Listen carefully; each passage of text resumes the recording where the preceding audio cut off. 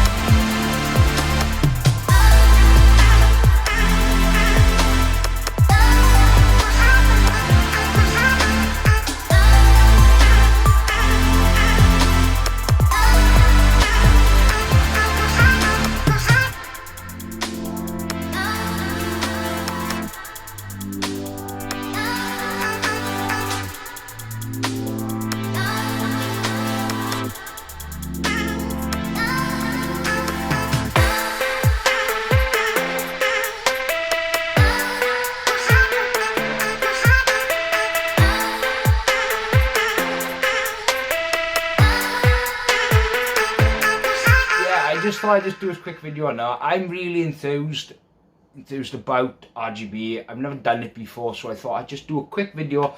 So this is me gonna just do a couple of just a montage now after this. So I hope you enjoyed. Don't forget to subscribe to the channel. Check us up on Facebook, Welshytech as well. We're on Twitter, Instagram, we're even on TikTok. I don't post a lot on there, but still. Also, just give a shout out to etechnics.com. My mate over there, Andy, he's another fellow YouTuber. So yeah, I hope you enjoyed. Bye.